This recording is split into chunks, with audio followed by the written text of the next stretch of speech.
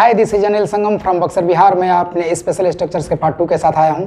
आज हम देखेंगे कि रूट रूल यानी subject verb object, simple present के root rule subject verb object पर आधारित और भी जो विभिन्न स्ट्रक्चर्स हैं वो क्या अर्थ रखते हैं, वो किस भाव में बोले जाते हैं और उन अर्थों को, उन विचारों को, उन भावों को व्यक्त करने के लिए कौन कौन से स्पेशल शब्द का प्रयोग हमें वर्ब के रूप में करना पड़ता है, इन तमाम स्ट्रक्चर्स में हम आज देखेंगे। जैसा कि आप देख रहे हैं कि वह डांटने लगता है, वह बंदर लगता है और उसे गर्मी लगती है। आज मैंने उन शब्दों को लिया है जो हम हिंदी में लगता है, लगती है, लगते हैं शब्द का प्रयोग करते हैं जिस भाषा को बोलने के लिए, जिस वाक्य को बोलने के लिए। लेकिन हमारे हिंदी में शब्द तो एक ही होते हैं, लगता है, लगती है, लगते हैं।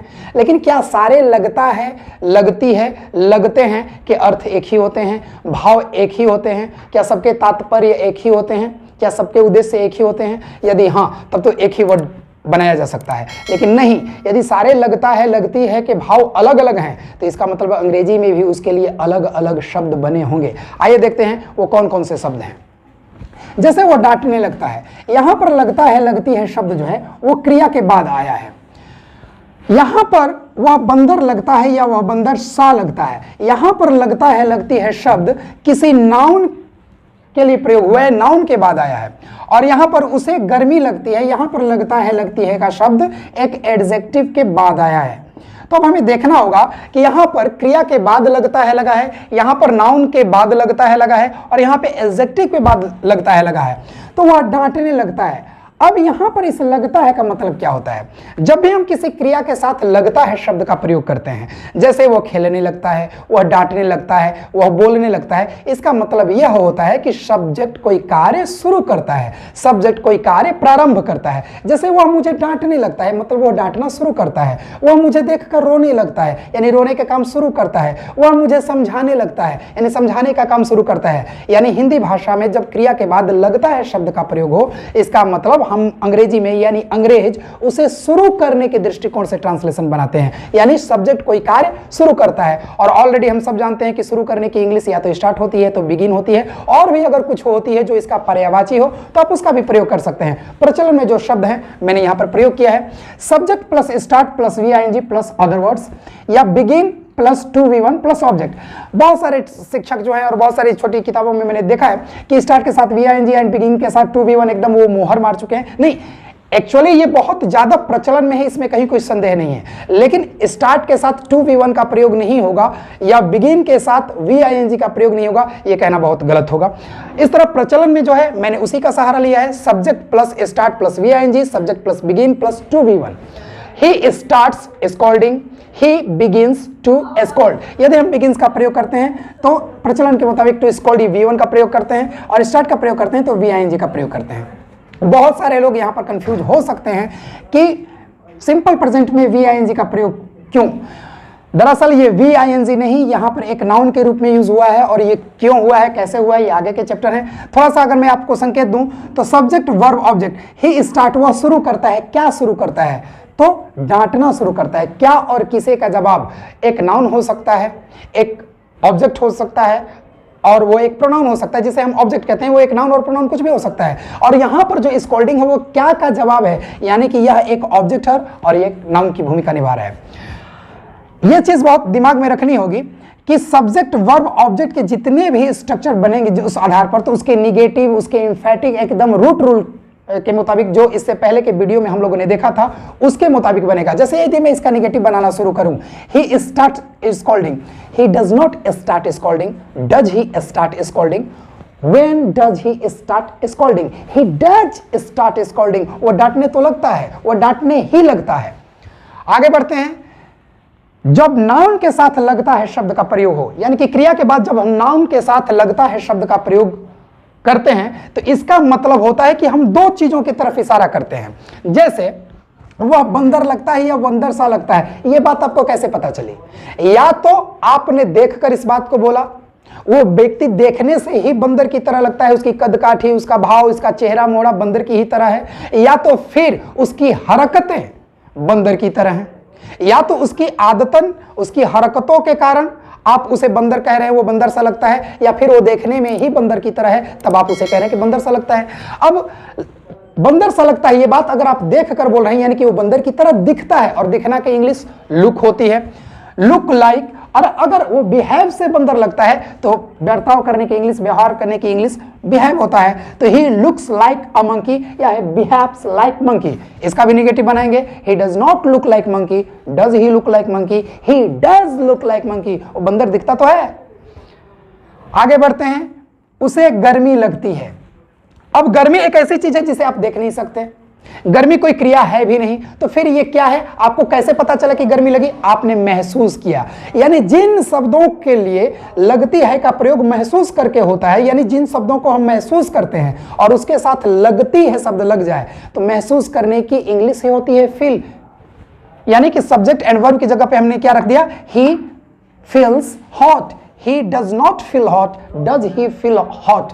यानी इन तमाम स्ट्रक्चर में यदि मैं आपसे पूछूं कि आपने नया क्या सीखा, तो नथिंग, कुछ भी नहीं, क्योंकि इससे पहले तो ऑलरेडी हमने subject verb object simple present के रूट रूल में सीख ही लिया है। यानी आज हमने कुछ भी नया स्ट्रक्चर नहीं सीखा और ना ही ये नए स्ट्रक्चर हैं। आज हमने सीखा कि हमारी भाषा में जो लगती है शब्द लगते हैं, उनके लिए क्या क्या शब्द अंग्रेजी में हैं। और लगती है सिर्फ यही इंड नहीं हुआ, हर साल वहां आग लगती है, it catches fire there every year. उसे आंख लगती है, बहुत सारे लगते हैं शब्द।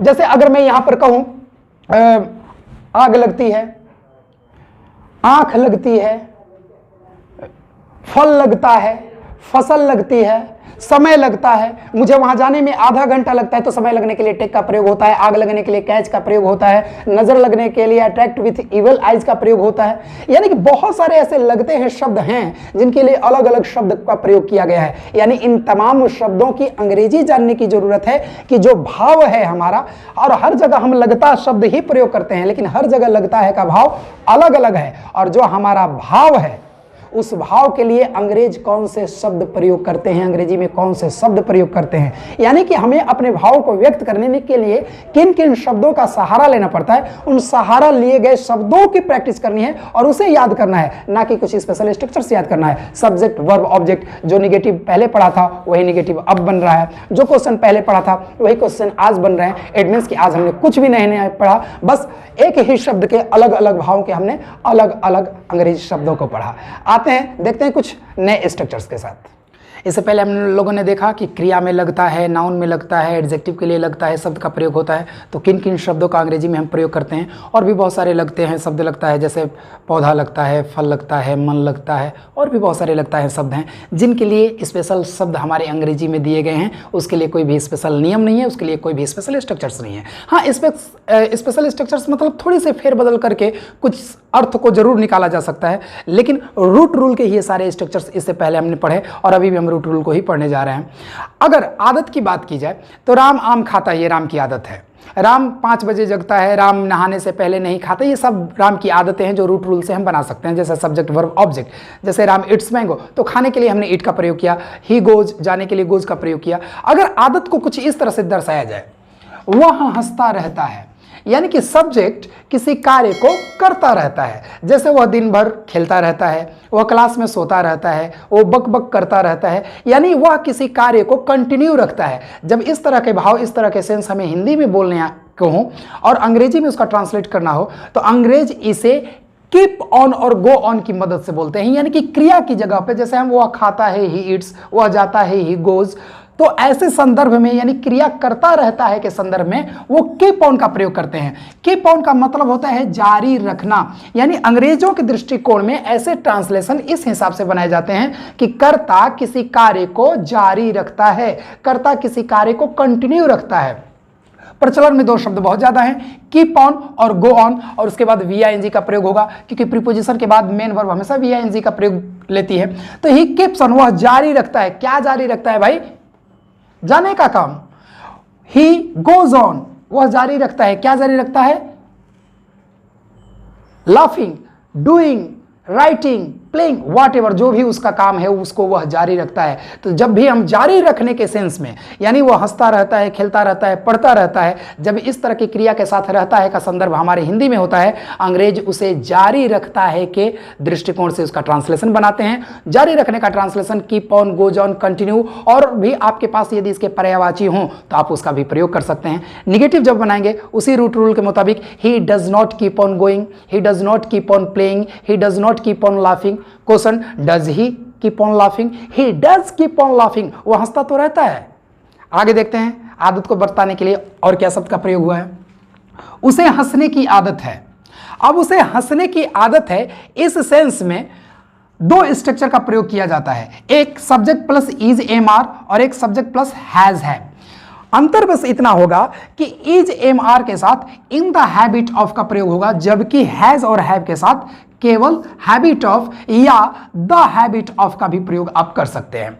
Is am are in the habit of and has have the habit of. अगर ट्रांसलेशन बनाया जाए तो he is in the habit of laughing, और हैज से बनाया जाए तो he has the habit of laughing. उसे हंसने की आदत है, उसे क्लास में सोने की आदत है, उसे बीच में टोकने की आदत है, he is in habit of interrupting.